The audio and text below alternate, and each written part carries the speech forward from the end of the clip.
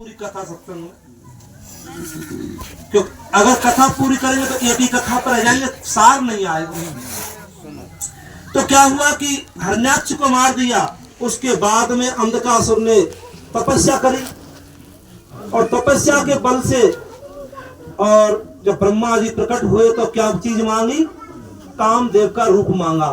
सज्जनों, कामदेव का जब हम रूप मांगेंगे तो हमारी कामनाएं, वासनाएं, तृष्णाएं इतनी बढ़ जाएंगी कि जिनका कोई जवाब नहीं, कह नहीं पा सकते, क्या कहें। तो वही स्थिति अंधकासुर की हुई और अंधकासुर को कामदेव का सुंदर रूप मिल गया और सुंदर रूप को पा करके, बल शक्ति पौरुष को पा करके, और उसने क्या काम किया कि भक्त प्रहलाद को गद्दी से खदेड़ दिया और स्वयं राजा बन करके बैठ गए। और लास्ट में हुआ क्या?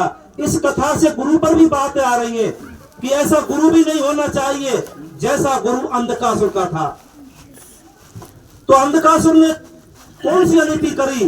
उस बल पौरुष को, रूप को पा करके, सुंदरता को पा करके, कि अपने गुरु को साथ में लेकर के, सेना को सजा करके, और कहां पहुंचे कि किसी ने कह दिया कि विश्व की सबसे जो सुंदर नारी है, विश्व सुंदरी, और वह कैलाश पर्वतों में गुफाओं में रहती है।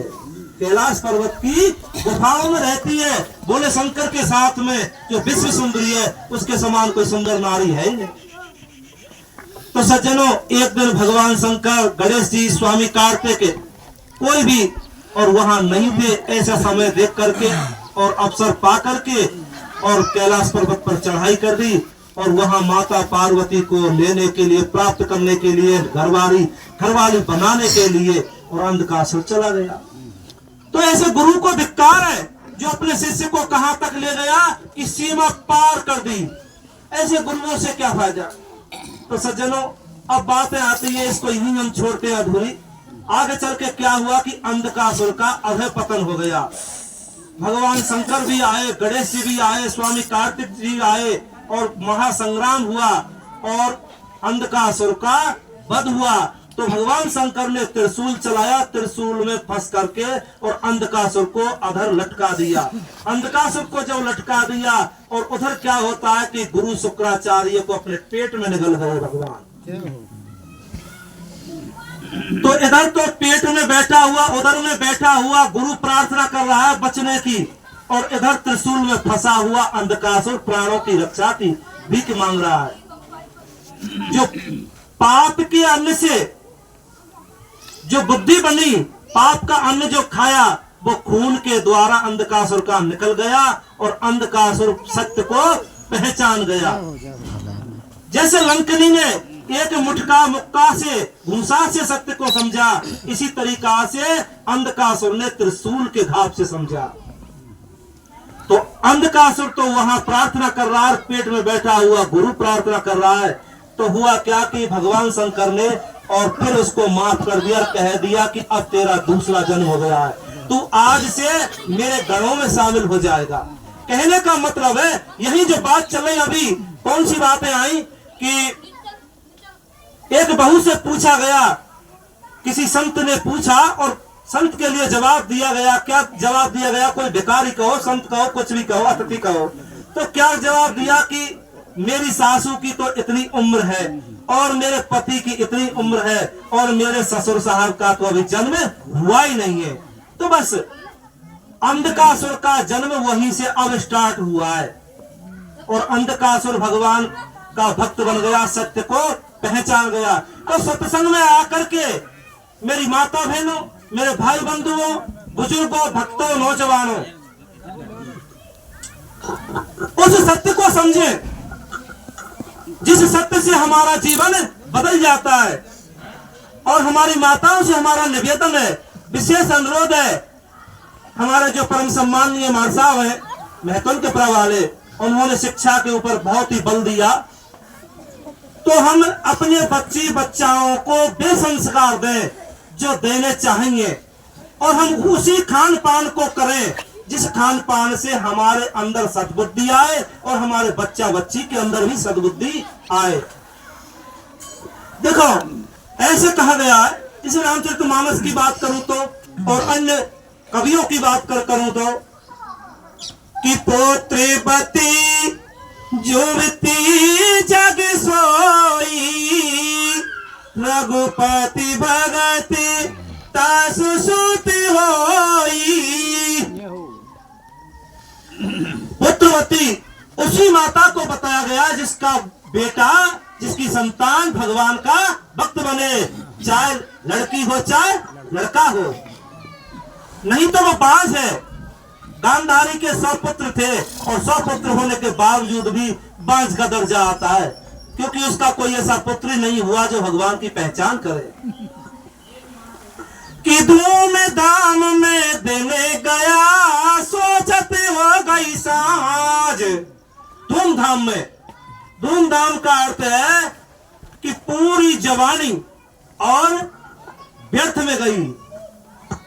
धूमधाम में दिन गया अर्थात जवानी जो कुछ करने की होती है, जो कुछ करना होता है, अच्छा बुरा मिला हुआ, चाहे पढ़ाई लिखाई करो, कमाई करो, चोरी करो, या मतलब नाम करो को नाम करो, कुछ भी करो, कहने का मतलब है योग्य बनो या अयोग्य बनो, जो कुछ होता है वो नई उम्र में ही होता है। उम्र एक समय एक है, कार्य अनेक है। तो धूम धाम में देने गया सोचते हो गई साँझ। और सोचने में साँझ का अर्थ है यहाँ पर बुढ़ापा।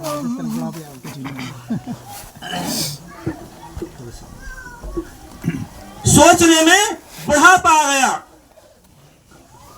परंतु जीवन का कोई औचित्य नहीं हुआ, कोई अर्थ नहीं निकला।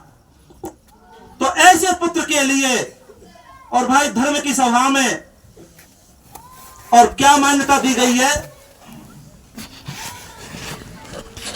कि एक घड़ी हरि ना भजा तो जननी जने भई बांझ। उसकी माता को बांझ का दर्जा दिया गया है। तो हमारी माता बहनों से हमारा विशेष विनम्र निवेदन है कि अपने बच्ची बच्चाओं को संस्कार ऐसे दें, और संस्कार का बल अब स्कूलों में भी देखने को मिलने लगा है। स्कूलों में भी हमारे जो पुरानी रीति नीति है, संस्कार है, भारतीय संस्कृति है, इसको समझाया जा रहा है, बच्चों को पढ़ाया लिखाया जा रहा है। तो सबसे पहला जो गुरु है, स्कूल की बात बाद में आती है, सबसे पहला गुरु है माता। तो माता पिता उस संस्कृति को दें जिससे हमारे बच्ची बच्चा आगे बढ़े और अपने जीवन को समझे, और कुरीतियों में जो कुरीतियां चल रही हैं उनमें ना फंसे। गलत खान पान हमारी माता बहनें करती हैं, जैसे कि तंबाकू पुड़िया है। अनेकों प्रकार की अमर जयंती तंबाकू पुड़ियाओं को हमारी माता बहन यूज करती हैं। सज्जन, हमारे जो माता बहन है वो कौन है? घर की लक्ष्मी है, अर्थात गृह लक्ष्मी। और हमारी गृह लक्ष्मी से ही हमारे घर की शोभा है। ऐसा कहा जाता है कि कोई भी व्यक्ति 1 करोड़ रुपया लगा करके या और ज्यादा लागत लगा करके और बहुत अच्छी बिल्डिंग बनाए, मकान बनाए, कोठी बनाए, और यदि उसमें नारी का प्रवेश ना हो तो भैया उसको क्या कहेंगे? केवल बिल्डिंग ही कहेंगे, परंतु घर नहीं कह सकते हैं। घर कब कहेंगे? जब उसमें गृह लक्ष्मी का वास होगा। तो हमारे सनातन धर्म में, हिंदू धर्म में नारी का विशेष स्थान है, विशेष महत्व है, परंतु हमारी माता बहन इस अपने अधिकार को समझे तभी तो जो पहले नंबर पुड़िया है, उन पुड़ियाओं को छोड़ा। यदि हम पुड़िया खाना छोड़ेंगे, हम नशा करना छोड़ेंगी, तो मेरे भैया हमारी संतान भी सुधरेगी। हमारे घर में कोई भी धूम्रपान नहीं करेगा, कोई पुड़िया जयंती नहीं खाएगा, कोई शराब नहीं पिएगा, तो हमारे बच्चा बच्चे पिएंगे क्या? बताओ, नहीं पिएंगे, नहीं करेंगे।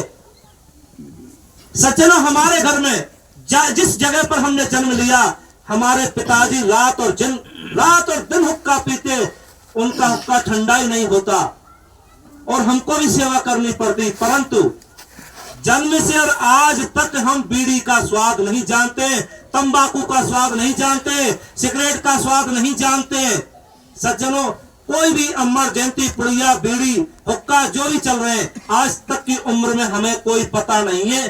और शायद इस शरीर की उम्र बहुत कुछ हो चुकी है, और बहुत कुछ तो सबकी ही मानी जाती है धर्म क्षेत्र में। कैसे कि जो व्यक्ति जिस दिन जिस क्षण पैदा हो जाता है उसकी उम्र बहुत ही मानी जाती है, पता नहीं वो कब चला जाए, तो बहुत ही है। लोग कहते हैं कि भाई अरे नई उम्र है तेरी, खेलने कूदने की है, गाने बजाने की है, शौक मौज ऐसा आराम करने की है, भगवान का भजन तो बुढ़ापा में किया जाता है। ऐसे प्रवचन जिस किसी भाई बंधु के या कोई ज्ञानवान पुरुष के हैं, या सत्संग में ऐसे शब्दावली का प्रयोग जो भी करते हैं, तो समझ लो कि उसके समान कोई मूर्ख प्रवक्ता नहीं है। क्यों? क्योंकि क्या पता हमको जवानी नहीं आई तो भजन कब करेंगे। मौत का कोई ठिकाना नहीं, मौत सत्य है, मौत आएगी, परंतु यह नहीं कह सकते कि किस क्षण आएगी और किस तरीका से आएगी, परंतु यह सत्य है कि आएगी। और ज्ञानवान पुरुष वही माना जाता है सज्जनों जिसको मौत का ज्ञान है। तो सबसे पहले हम मौत का ज्ञान करें। यदि हम मौत का ज्ञान कर लेंगे